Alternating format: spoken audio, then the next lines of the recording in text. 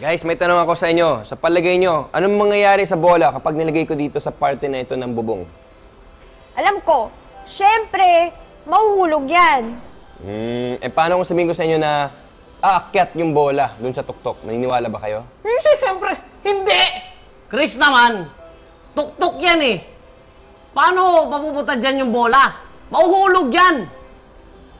Sige, tingnan natin ha.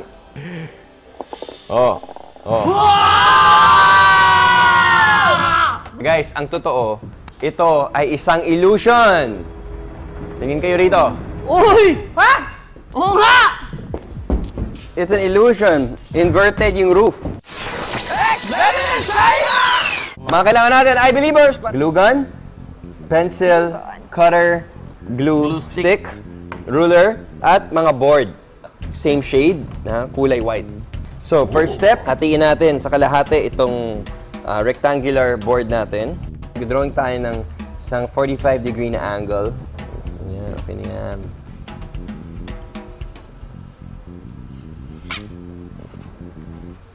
Ngayon, didikit na natin yung bubong sa ganito. Okay, mukhang stable na siya. Ito na yung bubong natin. Yung walls natin, ready na? Ready na, glue na lang. Okay na to? Dito? Yan. Yan. Right. Ito na. Alright. Ito na. Lalagyan na lang natin yung ating bubong dito. Lagay mo si Pong Bagong. Ito yung pinto.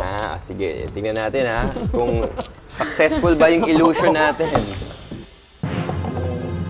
I believe! Ang tawag sa illusion na ito ay anamorphosis o ang distorted projection ng isang bagay na kailangan tingnan mula sa isang vantage point o punto de vista. Sa Amazing Rooftop Illusion, ang vantage point ay sa ibabaw ng pinagdikit-dikit na boards.